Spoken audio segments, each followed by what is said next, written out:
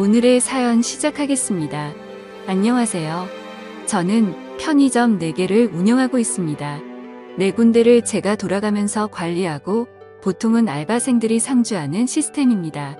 2호점 평일 야간 알바가 원래 근처 대학교 학생이었는데 이 친구가 어느 날 군입대 문제로 그만두게 되었습니다. 그래서 새로 알바 고직 공고를 냈고 이게 사건의 시작이 되었습니다. 2호점이 직영점이라 평일 야간은 11,000원인가 줬어야 했던 걸로 기억합니다. 보통은 직영점 평일 야간은 그만둘 때 전임자가 지인에게 넘기는 편인데 이번엔 그러지 못했습니다. 시급이 높으니 생각보다 연락이 많이 왔고 면접을 10명 정도 봤던 걸로 기억하는데 그중에 23살짜리 키 작은 여자애가 굉장히 의욕이 있어 보였습니다. 지방에서 올라와서 현재는 휴학 중이라는데 부모님 손 벌리는 것도 정도가 있다고 생각해서 지원했다고 했고 그 마인드가 기특해서 기꺼이 그 친구를 뽑았습니다. 처음 한 달 정도는 일을 무난하게 잘했습니다. 편의점을 4개나 굴리니까 알바생 숫자도 꽤 되어서 나름 사장을 합시고 분기별로 알바생들 모아다가 조촐하게 회식을 합니다.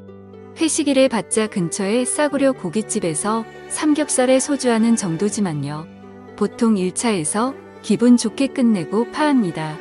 회식이라도 시간이 늦어지면 아내가 항상 화를 내곤 했으니까요. 저 아내 말 잘 듣습니다. 3분기 회식이 되었고 새로 뽑은 여자애도 그 자리에 참석했습니다. 저도 나이가 젊고 알바 애들도 다들 20대이다 보니 분위기도 화목하고 서로 죽이 잘 맞았습니다. 1차가 거의 끝나갈 때쯤에 이제 집에 가려고 하는데 새로운 여자애가 술이 좀 취했었나 봐요. 갑자기 저를 붙잡고 사장님 2차 가면 안 돼요? 하더라고요. 저는 사실 집으로 귀가하고 싶었는데 그날 분위기도 괜찮고 해서 5명이 2차를 가게 되었습니다. 2차는 삼겹살 이후 맥주였습니다. 여자애 2에 저 포함 남자 3이었는데 2시간 정도 지나니 저와 신입 여자 알바생 1호점, 남자 알바생 이렇게 3이 남게 되었습니다. 그런데 신입 여자 알바생이 정작 본인이 2차 가자 하고서는 별 얘기도 안 하고 멍 때리고 있길래 이제 슬슬 집에 가자 하면서 일어나려고 했습니다.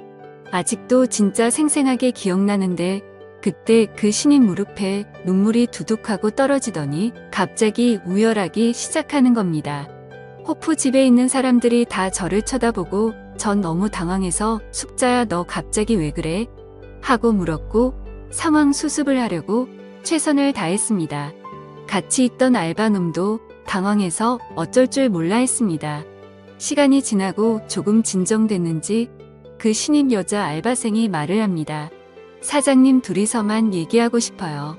라고요. 뭔 일인가 싶었지만 순전히 사장으로서 이 상황을 피할 수 없었기에 알았다고 했고 남자 알바생에게 괜찮다며 집으로 돌려보냈습니다. 그리고 얘기해보라며 그 여자애와 맥주 한 잔을 더하게 되었습니다.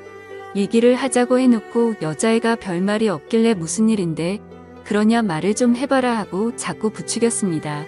제가 성격이 다른 사람들 좀 받아주고 그래서 대학 때부터 이런 식의 여자애들의 고민 상담 같은 게 많았어요. 지금의 아내도 원래 학교 후배인데 이런 식으로 고민 상담하다가 눈 맞아서 연애하다가 결혼까지 했거든요. 제가 잘 구슬리니 썰을 풀기 시작했는데 썰의 내용은 이렇습니다. 동양에서 올라온 학교 선배랑 사귀고 있는데 반동거 상태이며 임신을 해서 어쩔 줄 모르겠다. 사는 게 너무 힘들다. 뭐 이런 내용이었습니다. 일단은 제가 잘 달래고 따뜻하게 위로해주고 무사히 집에 돌려보냈습니다. 이때까지만 해도 사장님 너무 고맙고 착한 사람이라고 감사하다고 연신 굽신굽신했었지요. 그렇게 무사히 회식이 끝났고 그 후 며칠 더 일을 나오다가 그 아이에게 갑자기 전화가 왔습니다. 당장 급하게 병원을 가야 되는데 며칠만 일을 쉬면 안 되겠냐고 합니다. 저는 애가 불쌍하기도 하고 사람된 돌이라 생각하여 그러라고 했고 몸조리 잘하라고 하고 끊으려 했습니다. 그러자 자기가 지금 현금이 부족해서 그러는데 20만 원 정도만 빌려줄 수 있냐고 하더라고요. 여기서 뭐지? 하는 생각이 들었습니다. 물론 애가 성실하고 착한 것 같긴 했지만 한 달 일하고 20만 원 빌리는 건 좀 경우가 없다고 생각이 들었습니다. 하지만 애가 어차피 어느 학교 무슨 과인지도 알고 있고 민증 사본도 저한테 있는데 20만 원 갖고 사라지진 않겠지라고 생각했네요. 20만 원에 미역국 먹으라고 5만 원 더해서 25만 원 송금해줬습니다. 나 좀 괜찮은 사장인 것 같다고 혼자 뿌듯해했고 3일간 그 여자의 땜빵을 제가 메꿨습니다. 그리고 3일 후부터 이 여자애가 다시 출근했습니다. 다녀와서 연신 감사하다는 말을 연발했고요. 그래서 당시만 해도 저는 솔직히 뿌듯한 마음도 있었습니다. 그런데 이 여자의 두 번째 월급날을 며칠 앞두고 갑자기 문자가 왔습니다. 소송이 접수되었습니다. 전화해서 확인해 보니 이 여자애가 문자 그대로 절 고소한 것입니다. 고소 내용은 양육비 및 정신적인 위자료 청구였고 저는 뭔가 착오가 생겼거니 했는데 확인해 보니 진짜였습니다. 그때 정말 뒤통수가 띵했습니다. 그 여자애한테 전화하니까 전화는 안 받고 출근도 당연히 안 했습니다. 그야말로 잠수입니다. 정말 당황했지만 바로 대한법률구조공단 찾아가고 지인을 통해 변호사를 선임하고 다른 대응으로 아주 찍소리 못하게 하려 했는데 몇 가지 문제가 있었네요. 일단 제가 돈을 송금한 점과 통화가 녹음이 안 되어 있어서 무슨 명목으로 전송했는지 증명이 불가능했습니다. 이때 착하게 살면 정말 손해인 것 같다고 많이 후회했습니다. 이 여자 알바생이 아주 제대로 노린 거였습니다. 그리고 회식날 호프집에서 다른 알바생을 집에 보낸 것도 문제랍니다. 얘가 연락이 안 되니까 혹시나 해서 알바놈에게 연락을 해보니 알바놈한테 이미 걔가 연락을 했다고 합니다. 또한 이 멍청한 알바놈은 되려 저와 걔의 사이를 의심하고 있었고요. 귀찮은 일에 말려들고 싶지 않으려고 하는 것 같기도 한데 이놈이 제가 사장이니까 앞에서는 협조적으로 굴 것처럼 했었는데 결정적일 때 전혀 도움이 안 됐습니다. 아무튼 확인해보니 그 여자 알바생이 알바놈한테 전화해서 증언 비슷한 걸 요청해 놓은 상태입니다. 저는 정말 결백했기에 법정 가서 확실히 정리해버리자는 마음이었는데 변호사의 말은 조금 달랐습니다. 입증이 안 되면 털리기 딱 좋다는 것이었죠. 더구나 이 당시가 고대 의대 사건이 처음 수면에 떠오를 때라 추행이나 미투 이런 문제에 대한 여론이 극도로 안 좋을 때였습니다. 여론이 판결을 좌지우지하는 건 아니지만 잘못해서 엮이면 인생 바로 끝나게 되는 딱 좋은 코스로 갈 수 있겠구나 싶었습니다. 일단 임신 중 친자 확인을 알아보니 국내에서는 불법이었습니다. 해외까지 나가서 해온다고 해도 그 여자가 동의를 안 할 가능성도 높고 불법인 이상 법정에서 효력이 없을 가능성도 높아 보였습니다.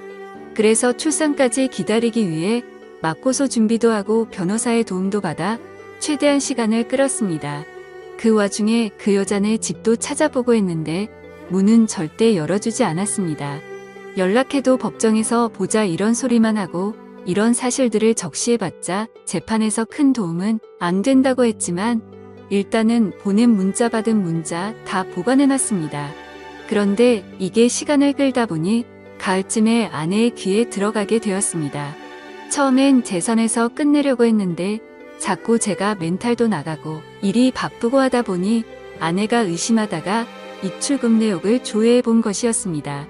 그리고 변호사 선임비를 발견하고 아주 집구석이 뒤집어졌습니다. 아내를 설득하는데 거의 한 달이 걸렸습니다. 엄밀히 말하면 아내에게 저의 무고함을 설득하는데 한 달 걸린 것 같고 이 일을 같이 헤쳐나가도록 설득하는데 또 한 달이 걸렸네요.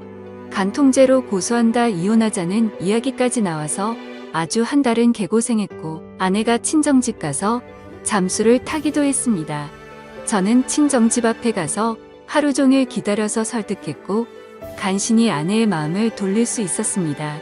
지금 생각하면 정말 아찔하네요.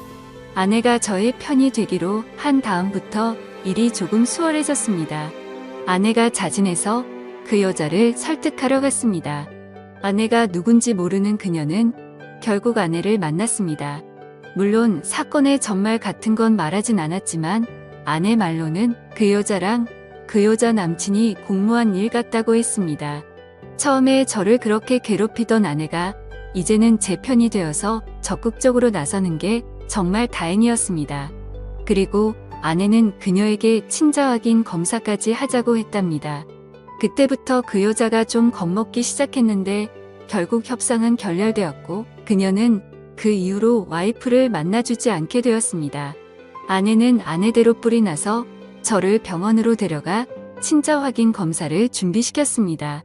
그 여자가 출산을 하면 친자 확인 검사를 하고 바로 승수 후 맞고소하자고 부부끼리 대동단결했습니다. 그러던 와중 아내가 임신을 하게 되었습니다. 임신을 하고 나서 아내의 멘탈은 더욱 강해졌고 오히려 저희 생활은 안정적이 되어갔습니다. 역경이 있으며 부부는 강해지는 것 같네요. 갑자기 11월쯤 그녀에게 청천벽력 같은 연락이 왔습니다. 그 여자가 2주 전에 유산을 했고 지금은 퇴원했다는 겁니다. 이미 태아가 없어져 버린 상태라 친자 확인은 물 건너간 상태고 법정 공방은 점점 미궁으로 빠져들게 되었습니다. 우리 측 변호사도 그때 친자 확인을 피한 것이기 때문에 저에게 상대적으로 유리해졌지만 물증이 날아가 버린 상태이기에 아마 일방적인 승리는 어려울 것이라고 말했습니다. 오히려 합의를 추천했을 정도였고요. 실제로 그때 합의 가능성을 보여주면서 저에게 연락을 해왔습니다. 사태의 국면이 이렇게 흘러가니 아내의 기세도 갑자기 누그러졌습니다. 임신까지 겹쳐 감정기복 때문에 종종 다투는 일도 생기곤 했고요. 그러던 중 저를 구원할 한 줄기 빛이 내려왔습니다. 친자 확인 검사를 위해 준비한 검사의 결과가 나왔네요. 그리고 저는 무정자증인이 밝혀졌습니다. 기쁨과 동시에 좌절이 동시에 몰려왔죠. 그 길로 저는 제 서류를 그 알바생에게 보내기 곧바로 꼬리를 내리면서 고소를 취하였고 저는 제 아내에게 가서 서류를 내밀면서 물었습니다. 내가 무정자증이 나오는데 넌 도대체 누구시로 임신을 한 거냐고 말이죠. 그러자 아내는 펑펑 울면서 잘못했다고 빌더군요. 얘기를 들어보니 제가 바람이 난 줄 알고 친정집에 가서 잠수를 탔을 때 딴 남자와 사고를 쳤다고 자백하더라고요. 참 이게 웃어야 할지 울어야 할지 난감하긴 했지만 차라리 잘 됐다고 마음을 다잡았습니다. 그 자리에서 우리는 너의 규칙 사유로 이혼한다고 통보를 했고 지금은 이혼 절차를 진행하고 있습니다. 참 아이러니하네요. 이상한 알바생 때문에 일이 꼬였다고 생각했는데 오히려 조상이 도운 기분도 듭니다. 여러분들 생각은 어떠신가요? 제가 이렇게 이혼을 강행해서 끝을 내는 게 맞겠죠? 현명한 댓글 달아주세요. 재미있게 시청하셨다면 구독, 좋아요 부탁드립니다. 감사합니다.